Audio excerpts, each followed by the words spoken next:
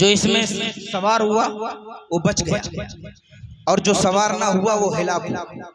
आकाए करीम सल्लल्लाहु अलैहि वसल्लम ने फिर हदीस पाक इरशाद फरमाई, असहाबी कन नुजूम फबिअय्यिहिम इक्तदैतुम इक्तदैतुम, मेरे सहाबा ये सितारों की तरह है, किसी एक की इक्तिदा करोगे निजात पा जाओगे।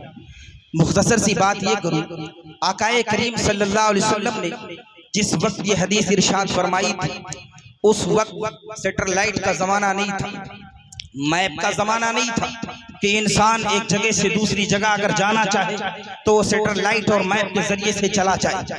आकाए करीम सल्लल्लाहु अलैहि वसल्लम ने जिस दौर में ये बात इरशाद फरमाई थी उस दौर में अगर कोई सफर करना चाहता, रात में सफर करता तो वो कश्ती में बैठता और सितारों को देखता रहता। जो बंदा सितारे को ना देखता सिर्फ कश्ती पर बैठता तो वो रास्ता भटक जाता। इसी तरह जो बंदा सिर्फ सितारे को देखता रहे कश्ती पर ना बैठे उसका भी काम चलने वाला नहीं है। मंजिले मकसूद तक पहुंचने के लिए उसके लिए जरूरी है कि वो कश्ती पर भी सवार हो और वो सितारों को भी देखे।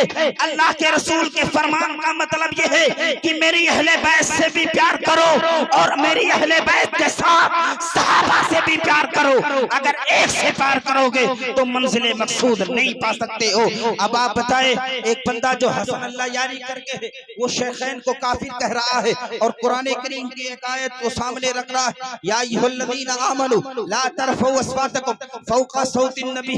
ऐ लोगो, आकाए करीम सल्लल्लाहु अलैहि वसल्लम के सहाबी को काफिर कहा गया। स्टेजों से कितने लोगों ने बेबात की है मैं नहीं जानता, लेकिन मैं ये काम करता रहूंगा। मैंने तो ठान लिया है कि मेरी जिंदगी की आखिरी सांस भी सहाबा की वकालत करते करते जाएगी। मैंने ये ठान रखा है कि अहले बैत से मोहब्बत का प्रचार भी करता रहूंगा, सहाबा की मोहब्बत का ऐलान भी करता रहूंगा। जिस वक्त ये बात हुई थी चाहिए तो ये था कि हर स्टेज से बात होती कि अल्लाह की इज्जत की कसम अबू बकर के ताल्लुक से तुम बात करते हो। अबू बकर का मसला तो ये है कि रुए जमीन के तमाम लोगों के ईमान को मीजान के एक पल्ले पर रख दिया जाए, अबू बकर के ईमान को एक पल्ले पर रख दिया जाए। अबू बकर के ईमान का मुकाबला नहीं हो सकता है। उस बंदे को काफिर कहा गया, लेकिन किसी ने स्टेज से बात नहीं की, चंद लोगों ने की भी है। यहाँ मैं बताना चाहता हूँ, उसने कहा कि देखो आकाए करीम की बारगाह में अबू बकर उमर की आवाजें बुलंद हुई। अब ये सबब बने कुरान करीम की आयत नाजिल हुई गई और इस आयत के नुज़ूल के बाद नारे तकबीर, नारे रिसालत, मसलके आला हजरत, उलमाए अहले सुन्नत, औलादे नबी, औलादे गौसे आज़म, नारे तकबीर, नारे रिसालत।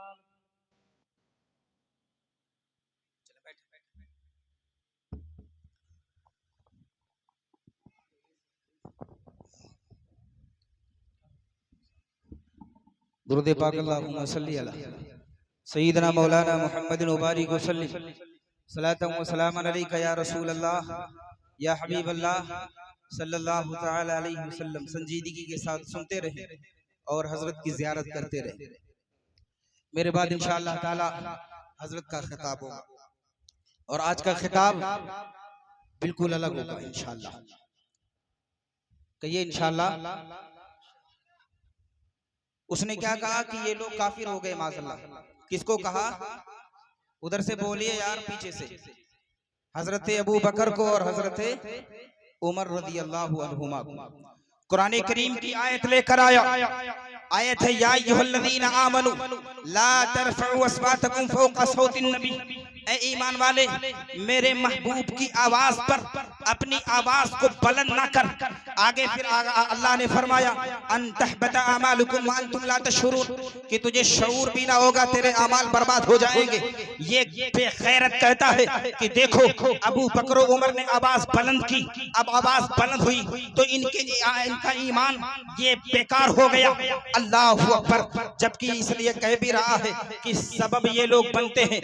मैं आपसे पूछना चाहता हूँ कि सबब पहले होता है या मुसब्बब मुसब्बब, पहले सबब फिर मुसब्बब, यानी पहले इन लोगों ने आवाज बुलंद की, उसके बाद जब आवाज बुलंद हुई तो महबूब की बारगाह में अदब बताया जा रहा है, अदब सिखाया जा रहा है कि आज के बाद महबूब की बारगाह में कोई बंदा आवाज बुलंद नहीं करेगा, अगर करता है तो उसके अमाल बेकार हो जाएंगे। अब मुझे बताएं अल्लाह तबारका व तआला की सुन्नत क्या है?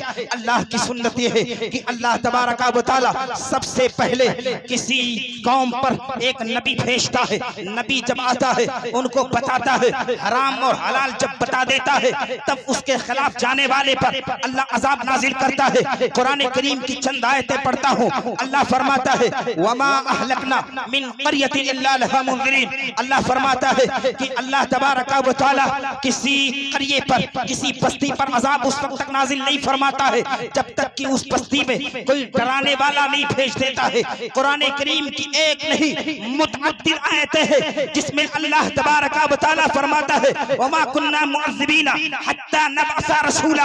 अल्लाह की शान ये नहीं है कि अल्लाह अजाब दे दे इससे पहले कि अभी रसूल नहीं आया है, पहले रसूल भेजता है। जब रसूल चला गया उसने बताया ये हलाल है, ये हराम है, इसके बाद अगर कोई बंदा जाता है उसके खिलाफ तो अल्लाह अजाब नाजिल करता है। मुझे कोई बता सकता है बनी इसराइल पर अल्लाह ने पहले अंबिया भेजे, जब अंबिया के आने के बाद बनी इसराइल राह हिदायत पर ना आई तो अल्लाह ने अजाब नाजिल कर दिया। अल्लाह की सुन्नत ये है कि पहले अल्लाह ताला ये हुक्म नाजिल फरमाता है फिर हुक्म के खिलाफ जाने वाले पर अजाब नाजिल करता है।